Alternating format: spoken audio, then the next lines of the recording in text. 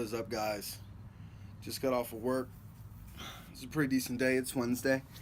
I'm going to be uploading this for tomorrow. But here, I guess you can tell by the title, I want to explain to you guys why I'm getting rid of my Mark 7, why I want to get back into a Mark 4 R32.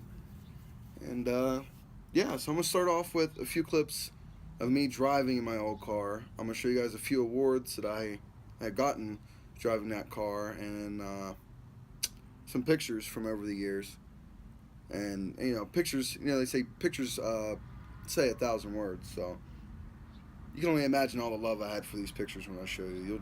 You should understand from there. But after that, well, obviously you'll see, go into a little bit more depth as to why I'm going back.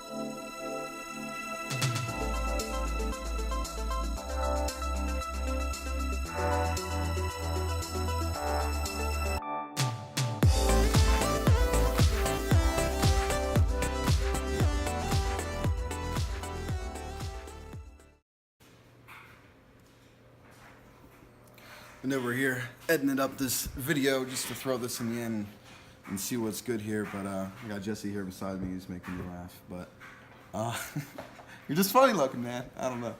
Anyway, just I want to talk a little bit more about the R32 versus the Mark 7R. And the first thing I can say is how, damn it, the steering.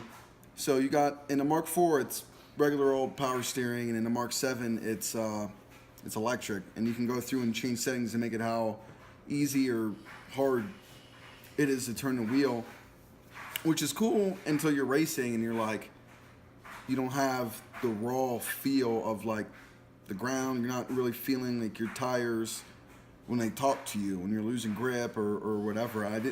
That's one thing, it was taking me a while to get used to, and I just, in the R32, it was so much different. Mind you, I did have well, not at first, but I did have a solid steering rack bushing. I had solid subframe bushings in the front. But other than coilovers, everything else was stock up front. I didn't even have a sway bar up front. I just had a sway bar in the rear and lower control arms, or whatever you want to call them.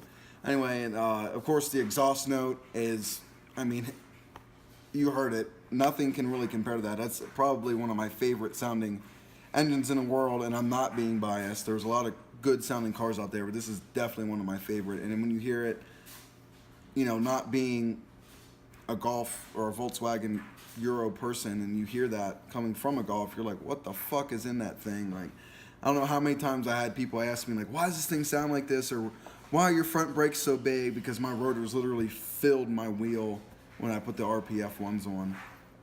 Like, the clearance was actually so close that I couldn't have the wheel weights on the lip side of the wheel because my brake calipers would hit them.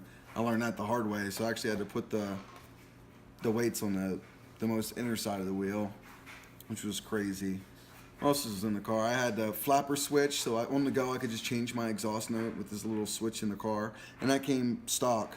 Like, all you had to do was wire it, but it came stock with the flapper built into the exhaust. It would automatically open, I think, above 3,500 RPMs, or at a certain speed it would open up and be loud like that. But that exhaust you heard in the videos, that was stock, except for the very first one. That's when I had high flow cats. But all the rest was, that is what it is. What else is there? It's just the rawness of just driving the car in general, how nice and stiff it was, and having 2 doors versus 4, which means I could potentially just use 2 seats and not look like a retard. So for the longest, I only ran 2 seats. I had I had a Euro brace in the back and another stiffener bar and no back seats. So anyone asked me for a ride, I'd be like, sorry dog, I only got 1 seat. And typically I would have a girlfriend or whatever, so it kind of sucked for them. But I didn't have to give people rides. And both cars were all-wheel drive, so yeah, you got to plow through the snow like it was nothing. And that VR6 was a lot of fun to work on. There were some things that were a pain, like I asked Jesse about taking the intake manifold off. Oh, that was fun. Fun. He spent a very long night trying to get that sucker off, and then it come to find out it was the last bolt above the alternator. If you guys know about that, shout out to you. That's just a freaking pain. And just all the other cool little quirks and things that came with the Mark IV. Yeah, I absolutely loved it. You still have the airbox mod with the holes? Oh, yeah. The stock airbox. One of the mods for it was to just drill holes in it so you could get a little bit more sound.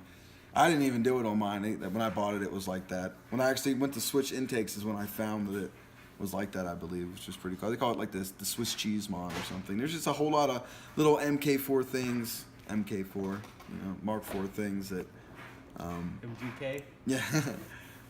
that I just miss. And I can't wait to get back into one. I'll be getting one in blue or silver, preferably blue. I don't want to go black again. If I can find one, all of them came with the Koenig seats, but some of them came with cloth center back pieces. And if I can find one, a blue one that has those, that would be ideal. And maybe if it has like a decent set of coilovers and maybe like high flow cats. But I really don't want much done to one if I buy one, even though I am looking at one right now that's already supercharged, but I don't really want to deal with someone else's mess. I'd like to find one about the same amount of miles that I had before, about around 60, 70,000 in blue or silver, They all come in manual, so there's no worry about that. And they really didn't have many problems. Like overall, there wasn't really much that you had to deal with until you're getting to the way higher mileage. You had to deal with timing chains, but still, I never had to do timing chains on mine. I inspected them when I put the cams in, and they were great. And there's just all types of shit. But here in the next couple weeks, I should have the Mark 7 gone, and then I'll really start pursuing a Mark 4. Whether I find one near me, like Colorado, Texas, Arizona, or I fly back home and find one anywhere within the tri-state. You know, I'll go down Virginia, West Virginia, New Jersey, New York, Maryland, you know, Pennsylvania, obviously. Whatever it may take to find one, I will. CT. Wherever it takes to get one, I will find one. And it will get another set of RPF ones. It will be getting KW coilovers. It will be getting high flow cats with a resonator delete. SSR tails like the ones I had. Projector headlights. I just can't wait. I can't wait to get another one and build the car and get right back into autocross. There'll be autocross all winter too, actually. So while I'm building the car this winter, every little mod I put on, I'll be able to go every 2 weeks. They're gonna have autocross in Roswell, so it's gonna be good. You guys stay tuned and let me know what you think.